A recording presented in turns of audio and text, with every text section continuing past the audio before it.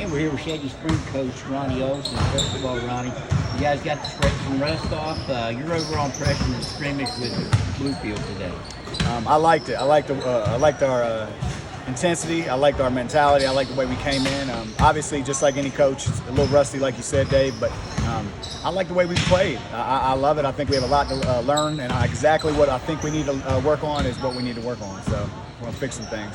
Was it what you thought? Yeah, now obviously you lost some good players. Not too many teams can lose two first-team all-staters and be in a situation where I think you're probably going to be one of the two teams in this new alignment. Yeah. Westside probably being the other one that's with some guys back going to be picked and winning. Is what you saw today what you thought you would see? It is. I think we practiced exactly how we played, and that's all you want as a coach. We practiced hard. We go after people, and that's what they did. It doesn't matter who they play, and I think it doesn't matter that we like to rebuild. You know what I mean? And I think our program speaks for itself. And we lost. Grayson was a big player. Grayson Shepard. One is hard to replace. Obviously Tommy and Luke, but Grayson and Haven. Those guys are defensive juggernauts. And that's hard to replace. And I think we've done that by committee this year, as opposed to one or two guys. And I like where we're headed, and I like where we're at considering the facts of the COVID pandemic and everything. I want to ask you about each of the twins. I'll start with Cole since I got him first today. What type of player is he, and what are you expecting from Cole Chapman this season? He just makes it. You can sit there and watch, and you can see Braden score all the time, and Cole just makes everything so easy on everybody else on the floor. He's a true leader on the floor. I mean, he handles the ball all day long, no matter who's pressure, no matter what the situation is, zone, man, press. He rarely turns it over. He had a couple of turnovers today that's uncharacteristic of him, but and he guarded the toughest guy and put ball pressure on the ball all day long. And I mean, 4 quarters. Yeah, he's going to have to guard. He's taking that role, and I love that he's done it. Is he a defensive?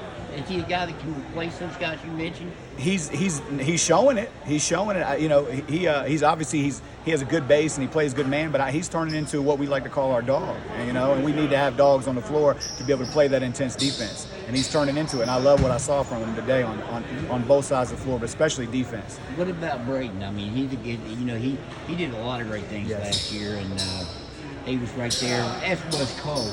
You guys were both right there with 2 first-team all-staters. Yep. What about Braden? I think Braden hears everybody saying that he had a bunch of people that made it easy on him, but I think if you watched 2-3 quarters of him today, you see how easy that Braden can score. He defended well, he rebounded well. Braden's a little more outgoing than Cole, but I think he can go downhill on people, and I think he showed that he belongs. I mean, he wasn't just a situational player last year. He's showing that he can take that next step and be an all-around scorer. Was that maybe unfair to both of those? I mean, they did have to, and you have to give Tommy and Luke credit. They were in the program for 4 years, but was that kind of unfair to those two because they were, on a team with outstanding players like that, so maybe they didn't get, or did it help them? I think it helped them. I think anytime you're around a bunch of good players, I think the exposure and obviously you've been followed our program, helped us, and I think the exposure helps them. And I think getting recruited those other schools, and that's why college is already talking to those two, because the exposure's helped them. I definitely think it helps being around players like that. What goals you set? I mean, if you base them off what you did last year, the goals and the things you did last year, is that going to put a little more pressure on these guys? Because, I mean, you got to win over Bluefield. You beat Bluefield. I mean, the goal is we want to finish what we happened last year. I think everybody does, but there was very few teams, a handful of teams, AA, single A, AAA, that were in a position to still try to win a state title, and that's where we're at. I feel like we do in that team. I hate that for them. They're always going to be imprinted on our program, but these guys have that chance to do what that team didn't do last year and finish it and go to Charleston. Knock on wood. Hopefully everything goes all right with COVID and everything. And so, yeah, they're definitely motivated and they got a chip and they're ready to roll. Is Todd Duncan as surprised from last year? Because he was a JV, basically strictly a JV player. He was. I think everybody that has played us the last couple of years has known Todd is a prolific scorer. And obviously he played defense all out today. But I tell him every day, I said, if they don't know you, they're going to know you soon. And teams are going to see that we're not two-dimensional. We have a lot of players that can play, and Todd adds a tough dimension. Those all three can shoot, dribble, and pass and defend, and that's tough to do when you got three guards like that. What's the rest of the team like? Who are some of the guys we're going to see? Obviously, you see Jaden Holstein. He mans the middle, long, athletic, intense, plays defense. Got to work on his finishing a little bit, but I liked what he brought today. I mean, he's got to work on finishing, but he manned the middle. We've never had length like that inside, and he may not be as big, stocky-wise, but he's long as can be. And Sam Jordan, he was a JV, all-out JV player. He's a hard-nosed defense. They all know their roles. Sam's a rebounder. He plays defense. He's going to take charges. They know their roles, and Cameron Mans is another one. He played quarterback for us at the high school.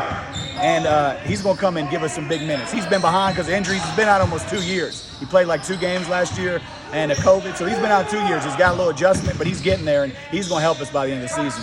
And then you got Amar Maxwell, 9th grader. He's had a couple preseason injuries, but you see him in there. He's took a charge. He can shoot. He's long. He's rangy. We can play some guys there. Is it kind of strange that you're where you are? But a lot of teams are just trying to find themselves. It's like you already have some defined roles for these guys. And that's what I believe. That's our job as coaching staff is tell them what their role is. We don't want them to find their role. We want to tell them, and if they're comfortable in it and they fit in the system, I don't care who scores, but they know who are the dogs on offense and they know what they want to do. So I think all of our kids have embraced their role, whether coming off the bench, whether they're playing defense, whether they're three-point specialists, and that's what I like about these kids. They embrace the role and they're happy for each other and we get along. It's kind of like last year's team a little bit, with not as much talent and depth as we had, and obviously senior laden. I'm kind of an old school guy, and this isn't really old school, but I'm gonna miss the Region 3 sections 1 and 2. But I really love that setup. What are your thought on this new thing? You're AAA now, but Shady had been before at times. You're AAA, and you're gonna be in there. West Side is one in it, but you've got some new teams in it. What's your opinion of this new region section alignment? I think it's neat. Only thing I do hate is it takes away from the rivalries. Us and Bluefield had something really special going. I mean, they've had our number, and we beat them a couple times, but man, that turned into a really good rivalry for the two Raleigh County and Mercer County. But I like it. I like the mixture. I like the uncertainty. Obviously, I don't know a whole lot about those teams. I've scouted them for a year. I know there's been a couple movements in some of those teams transferring out, but I like it. I like the uncertainty. We're not going to play a couple of them, but I like the difference, and I think we have a good shot to get to Charleston. And I think our section is one of the best sections in the state this year. So I know everybody feels like that, but if you look at our section, it's a dogfight, and I think you won't be surprised to see 2 teams get out of our section and go to Charleston this year. All right, Ronnie. Appreciate it.